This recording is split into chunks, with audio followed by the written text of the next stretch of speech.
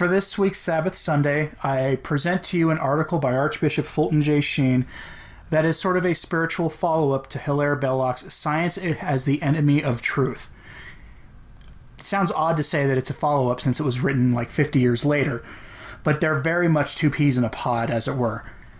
This article is also very important for the current fight for the soul of the church, because this was written in 1970, and Archbishop Fulton J. Sheen puts the modernists to task in this article.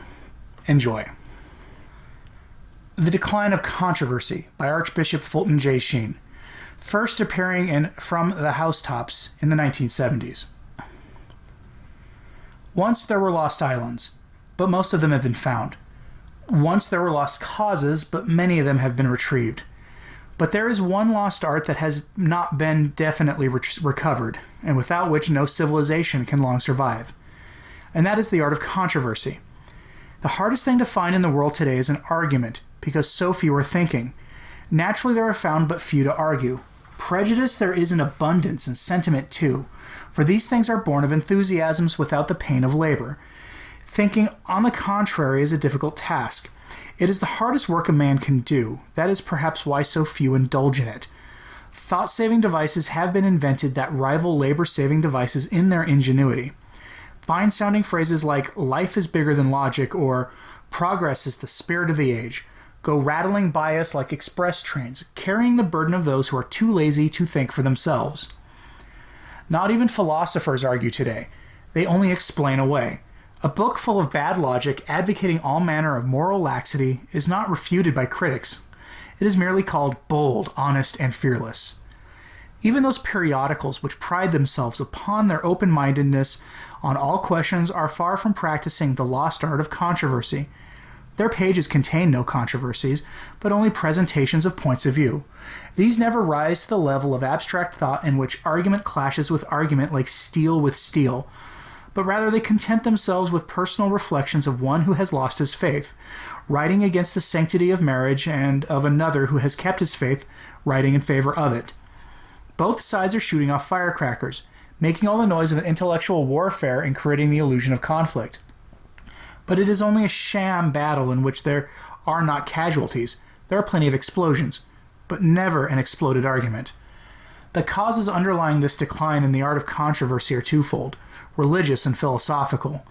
Modern religion has enunciated one great and fundamental dogma that is at the basis of all the other dogmas, and that is that religion must be freed from dogmas. Creeds and confessions of faith are no longer the fashion. Religious leaders have agreed not to disagree, and those beliefs for which some of our ancestors would have died, they have melted into a spineless humanism. Like other pilots, they have turned their backs on the uniqueness of truth, and have opened their arms wide to all the moods and fancies the hour might dictate. The passing of creeds and dogmas means the passing of controversies. Creeds and dogmas are social. Prejudices are private.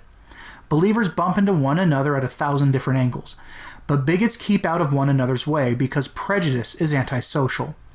I can imagine an old-fashioned Calvinist who holds that the word damn has a tremendous dogmatic significance, coming to intellectual blows with an old-fashioned Methodist who holds that it is only a curse word. But I cannot imagine a controversy if both decide to damn damnation, like our modernists who no longer believe in hell. The second cause, which is philosophical, bases itself on that peculiar American philosophy called pragmatism, the aim of which is to prove that all proofs are useless. Hegel of Germany rationalized error. James of America derationalized truth. As a result, there has sprung up a disturbing indifference to truth, and a tendency to regard the useful as the true, and the impractical as the false. The man who can make up his mind when proofs are presented to him is looked upon as a bigot, and the man who ignores proofs in the search for truth is looked upon as broad-minded and tolerant. Another evidence of this same disrespect for rational foundations is the general readiness of the modern mind to accept a statement because of the literary way in which it is couched, or because of the popularity of the one who says it, rather than for the reasons behind the statement. In this sense, it is unfortunate that some men who think poorly can write so well. Bergson has written a philosophy grounded on the assumption that the greater comes from the less, but he has so camouflaged an intellectual monstrosity with mellifluous French that he has been credited with being a great and original thinker. To some minds, of course, the startling will always appear to be the profound. It is easier to get the attention of the press when one says, as Ibsen did, that 2 and 2 make 5, than to be orthodox and say that 2 and 2 make 4. The Catholic Church, perhaps more than the other forms of Christianity, notices the decline in the art of controversy. Never before, perhaps in the whole history of Christianity, has she been so intellectually impoverished for want of good, sound intellectual opposition as she is at the present time. Today there are no foemen worthy of her steel. And if the Church today is not producing great chunks of thought, or what might be called thinkage, it is because she has not been challenged to do so. The best in everything comes from the throwing down of a gauntlet, even the best in thought. The Church loves controversy and loves it for two reasons: because intellectual conflict is informing, and because she is madly in love with rationalism. The great structure of the Catholic Church has been built up through controversy. It was the attacks of the Docetists and the Monophysites in the early centuries of the Church that made her clear on the doctrine concerning the nature of Christ. It was the controversy with the Reformers that clarified her teaching on justification. And if today there are not nearly so many dogmas defined as in the early ages of the Church, it is because there is less controversy and less thinking. One must think to be a heretic, even though it be wrong thinking. Even though one did not accept the infallible authority of the Church, he would still have to admit that the Church, in the course of centuries, has had her finger on the pulse of the world, even defining those dogmas which needed definition at the moment. In the light of this fact, it would be interesting to inquire if our boasted theory of intellectual progress is true. What was the Christian world thinking about in the early centuries? What doctrines had to be clarified when controversy was keen? In the early centuries, controversy centered on such lofty and delicate problems as the Trinity, the Incarnation, the union of natures in the person of the Son of God. What was the last doctrine to be defined in 1870? It was the capability of man to use his brain and come to a knowledge of God. Now, if the world is progressing intellectually, should not the existence of God have been defined in the 1st century and the nature of the Trinity have been defined in the 19th? In the order of mathematics, this is like defining the complexities of logarithms in the year 30 and the simplification of the addition table in the year 1930. The fact is that there is now less intellectual opposition to the Church and more prejudice, which being interpreted means less thinking, and even less bad thinking. Not only does the Church love controversy because it helps her sharpen her wits, she loves it also for its own sake. The Church is accused of being the enemy of reason. As a matter of fact, she is the only one who believes in it.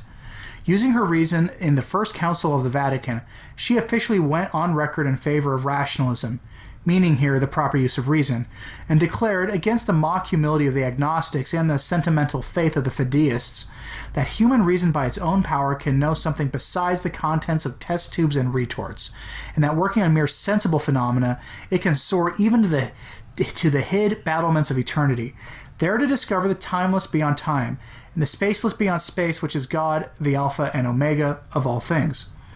The Church asks her children to think hard and to think clean. Then she asks them to do two things with their thoughts.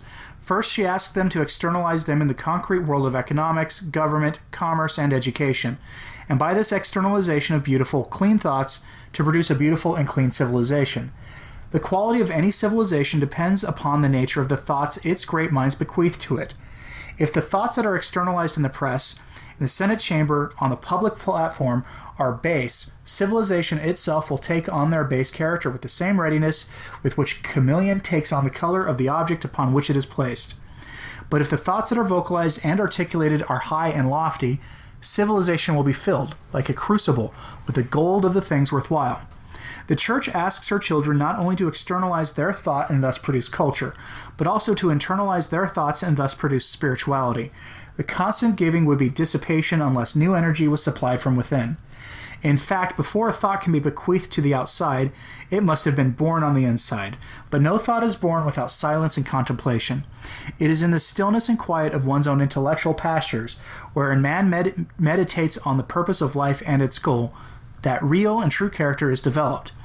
A character is made by the kind of thought a man thinks when alone, and a civilization is made by the kind of thoughts a man speaks to his neighbor. On the other hand, the Church discourages bad thinking, for a bad thought set loose is more dangerous than a wild man. Thinkers live, toilers die in a day. When society finds it is too late to electrocute a thought, It electrocutes the man. There was once upon a time when Christian society burned the thought in order to save society. And after all, something can be said in favor of this practice. To kill one bad thought may mean the salvation of 10,000 thinkers. The Roman emperors were alive to this fact. They killed the Christians not because they wanted their hearts, but because they wanted their heads, or better, their brains. Brains that were thinking out the death of paganism. The conclusion is yes, there is a great struggle for the soul of the church, and all methods of battle are necessary in order to win it. I'm Anthony Stein. Thank you again for your support. Have a blessed Sunday. Viva Cristo Rey.